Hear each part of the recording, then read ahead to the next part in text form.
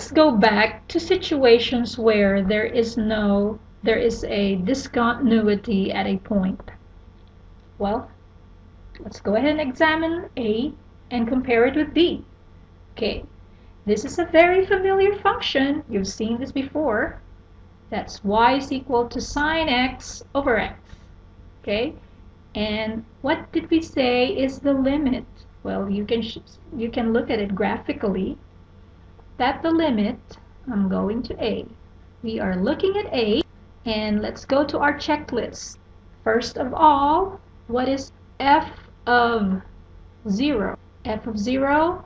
Well, what's f of 0? Uh-oh, it does not exist. Number 2, what is the limit of f of x as x approaches 0? Okay, as x approaches 0, coming from the left and coming from the right. Where do our y values approach? I'm going to 1 from the left and from the right. So the limit is 1. Question: do we have to continue to say to decide whether it's continuous or not? Of course not, because this is not met. The first condition is not met in our continuity test. What can we conclude? It is not continuous.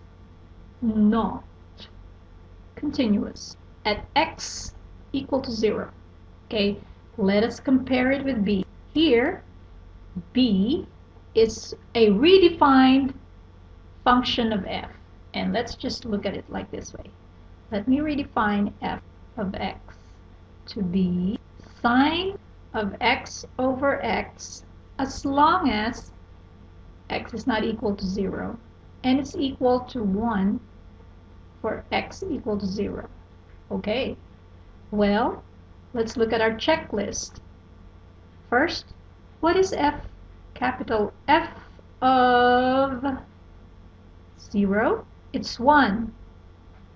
Check. Number 2, what is the limit of f as x approaches 0? Yay, it's also 1. And because of this matching together, okay, 1, or rather f of 0, okay, that's condition 3, is equal to the limit of f as x approaches 0, and that's equal to 1. So continuity test, number 1 met, number 2 met, number 3 met. Yay, we're good. Basically what we did between A and B is that B is when the discontinuity of A has been removed. Okay? So whenever we have a removable discontinuity, that is when the limit exists, but the function value at that point does not exist, and we remedy the situation. That's why it's removable. We remove the discontinuity by plugging the hole right there. So we can remove the discontinuity from the graph by defining a new function, and there's your new function. Okay, it's equal to sine x over x everywhere else except at x equal to 0, and we plug a hole by defining f of x equal to 1 at x equal to 0 whenever x equal to 0. This is what we call a removable discontinuity. Oh, here is another example of a removable discontinuity. Let's look at letter A and rewrite y in terms of its factored form, x squared minus 4. Let's rewrite, and we have that this will be x plus 3 times x minus 2 over, factor the bottom, that's a difference between squares, x plus 2 times x minus 2. Question: what is the limit of y as x approaches? What will make this 0 at the bottom and on the top? It's when x approaches 2. The limit is equal to, the limit is equal to, well, I can go ahead and cancel. as long as x is not equal to 2, and it'll be 2 plus 3 over 2 plus 2. That gives me 5 over 4. Question: what is y of 2 though? If I plug in x equals 2 on this function, I am in trouble because it'll be a 0 over 0. So it's undefined, which means it does not exist. So we have a point of discontinuity at x equal to 2.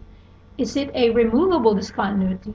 Yes, because the limit exists. It's just that it has no function value at the point x equal to 2. And so we remedy the situation by letter B. So to remove the discontinuity of A, we redefine it to be, okay, a new function. And what is the new function? It's really what's left over when we canceled x minus 2, both the top and bottom. So in B, our y is equal to x plus 3 over x plus 2. Is it continuous at x equal to 2? Let's check. What is y of 2? Well, it's what we got there. It's 5 over 4. Number 2. What is the limit of y as x approaches 2? It's right there.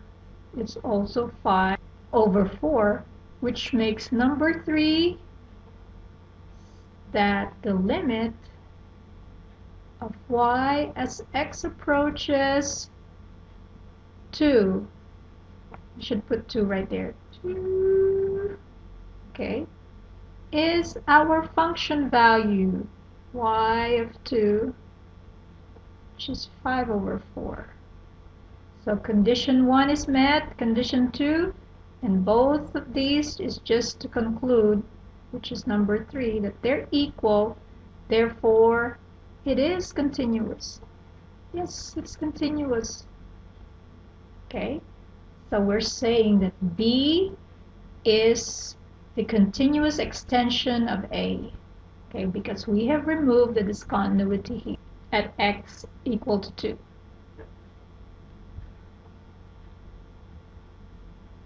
Yay!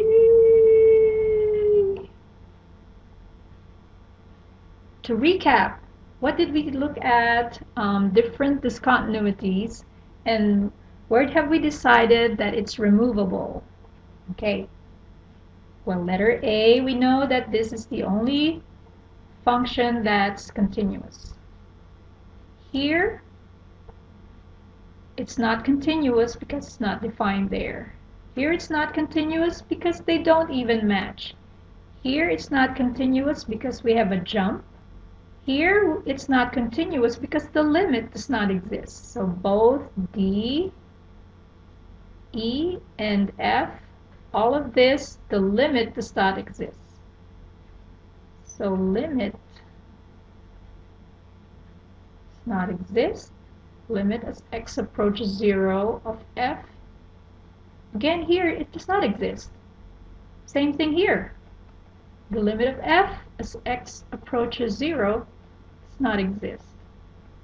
Okay, so between D, E, and F, we do not have a removable discontinuity. Between D, E, and F. But at B and C, these are what we call removable discontinuity. Okay, both of these are removable. But for D, E, and F, because the limit does not exist at the point x equal to 0, or for arbitrarily x equal to c, okay, the limit does not exist, then we don't even consider it at all a removable discontinuity. So we can only remove the discontinuity if the limit exists. Okay, we will stop right here, and then I will continue with working out problems from the back of your book. I mean, from at the end of section 2.5. Okay, stop. See you next time. Bye.